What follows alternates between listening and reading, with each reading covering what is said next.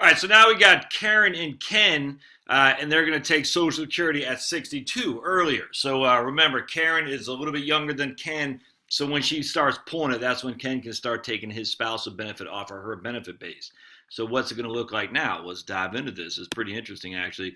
And this is the effective estimated effective tax rate. And you see, because they're taking Social Security early, and Social Security is basically giving them enough plus the amount they're taking from their required distribution, not required distributions, but their distributions from their 401k, in this case, an IRA for Karen. They basically have no tax. And the reason for that is because they have enough standard deductions to make sure there's no taxation. So let's tell you what I mean by that. We'll just go to I think it's distributions. No, it's the details. Let's go to right here. Sweet. So in 2020, you can see they have 53,000 coming from their. Actually, let's go to 2021.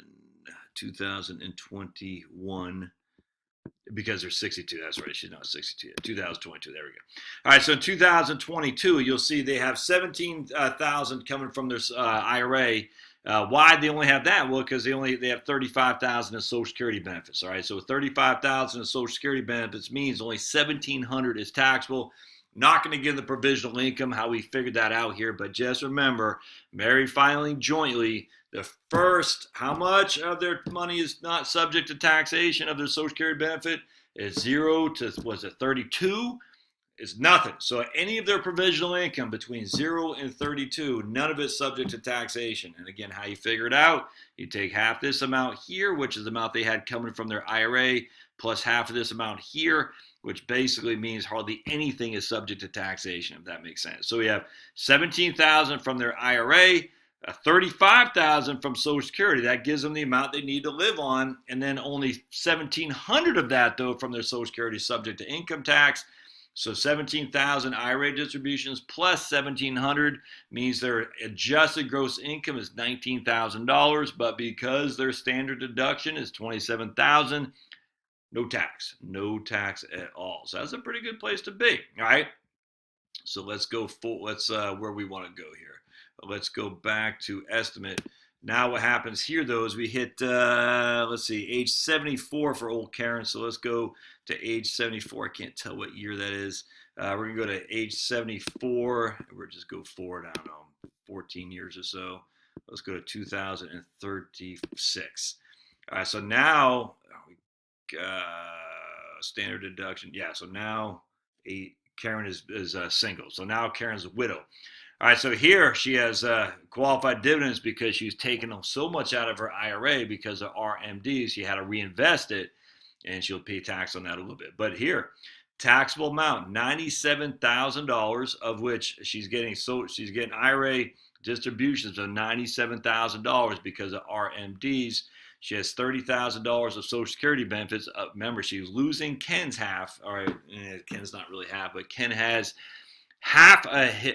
Ken's benefit is half of Karen's Social Security benefit, if that makes sense. Now, so Karen's full retirement age, or PIA benefit, was $2,250. Ken's going to get half of that because he took that benefit at his full retirement age. Confusing as all can be, I get it, but that's roughly $1,125 a month. Basically $13,000 a year. That money's gone. So now Karen's Social Security is $30,000, but 85% of that is subject to taxation simply because she has all this money coming from her RMDs, $97,000 from required minimum distributions, plus the amount she needs to live on. So that's a significant tax hit to her because her IRA is so big, and now she's a single taxpayer, that she has big distributions coming from her IRA, which makes her Social Security that much more taxable. In this case, her income is $130,000. Her standard deduction, and this says qualified business income, it's just itemized deductions, personal exemptions. Those will come back. So essentially, what we're doing here is they haven't updated the new tax forms to revert back to the old tax form. So we're just saying it's QBI, it's not QBI, it's personal exemptions. All right, this is what this is. So she has $11,000 of qualified standard deduction plus $16,000 of personal exemption, or $6,000 of personal exemption, which means her AGI is 130, her taxable income is 113. Her federal taxes are $21,000. I hope that makes sense, because I get this lot. Well, it shows qualified business income. What does that mean? Man, it just means that it's a personal exemption. They haven't changed it because we got to go back until the old tax forms in 2026, and they just haven't updated it yet because we don't know where we're going to be. We don't know what the tax is going to be. Take advantage of it now. All right, so if we go back to estimate here, let's go to retirement. I'll show you what I'm talking about, and we're going to go to cash flows, taxes. All right, so no taxes here. No taxes. And that's the time she should be doing some serious Roth conversions. No. But then all of a sudden out of nowhere in 2020, let's see, 2029 when the RMDs kick in, taxes go from $0 to $10,000. You know, she has state of California is $1,000. And then watch this, we go 2037. Then look at that, $11,000 in Fed taxes, $1,500 in Fed tax, and all of a sudden out of nowhere, a 50%, I mean, even more than that. I mean, we're talking a 66% increase in taxes from 2032 to 2033. Let's take a look at the income though. So 2032 to 2033, that's basically a 66% increase in taxes.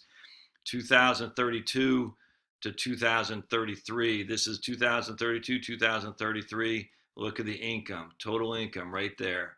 It drops from 121 to 108.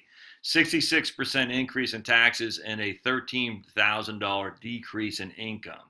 How's that? I mean, literally, that's just a widow's tax trap, man.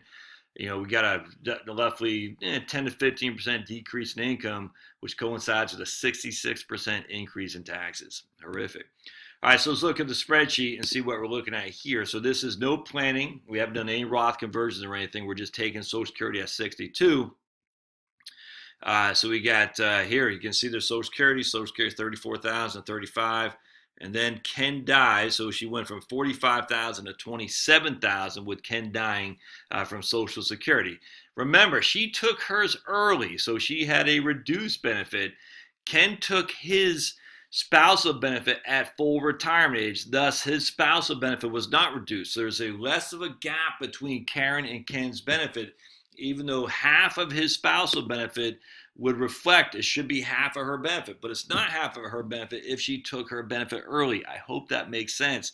So because of this, you might be saying, wait a second, 27,000 is her benefit, 18,000 is Ken's benefit. That's not half of her spousal benefit. No, it's more than half her spousal benefit because her benefit was reduced.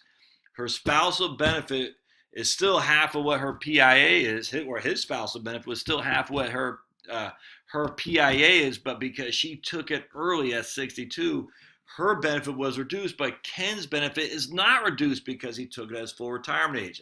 I tell you, a lot of people make that mistake. They say, oh, it's going to be half of her benefit. Yes, but it's going to be half of her benefit depending on when he takes it. And if he takes it earlier, it would be reduced as well, but because he took it at full retirement age, it's not. I know there's a lot to chomp on. But anyway, so her benefit is still, that's her full benefit, which is she loses $18,000 a year because Ken's gone. So her Social Security drops from 45,000 to 27,000. But now look at these planned distributions. These are RMDs, man. I mean, they're just through the roof. So she has $108,000 of income. Where before she had 121. All right, so her income dropped, but her taxes, her expenses are only 62,000. Ken's gone, so she only has expenses of 62,000, but 20,000 of that is taxes. So her total outflows are $83,000 because a quarter of that is going to pay the tax man. Nuts. So if we come down here, she totally pays $770,000 in taxes when she takes her Social Security at 62.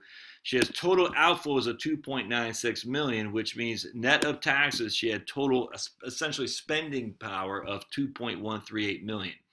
If we go back to Social Security, when she took Social Security at 70, oh wait, did I do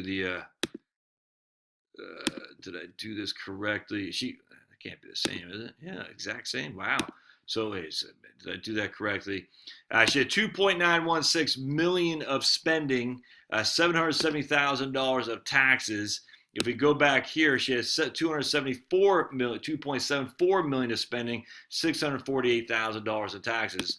Wow, the exact same amount of net spending power, 2.138749. I just want to make sure I did that. Where's my thing here? Let's just make sure that is correct. Equals this minus that equals, yeah, there it is, man. Nuts. So they both have 2.138 million of total spending power. When she took it at 66, she had 2.3 million of total spending power.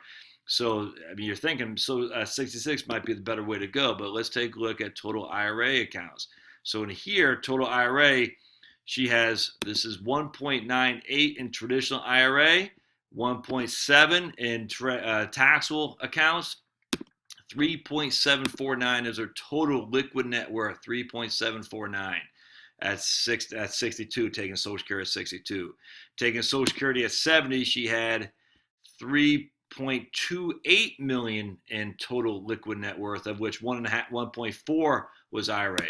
So here, 3.749, of which 1.9 is IRA, and then at 66, she has total 3.47, of which 1.7 is IRA. Well, we'll do a conclusion to wrap all this up to see which one looks better at the end. But at the end of the day, it's almost a wash when to take Social Security at 62, at 66, or at 70 in terms of how much is left over. But in terms of taxes, without question, if she took it at 66, she paid 708,000 taxes. If she took it at 70, she paid 646,000 taxes. If she took it at 62, she paid $777,000 of tax. So taking it at 70 from a tax perspective is without question the better way to go. All right, stay tuned. We're going to start running some numbers when we start doing Roth conversions. And then finally, we'll have a wrap up to show you what looks better to me. All right, thanks.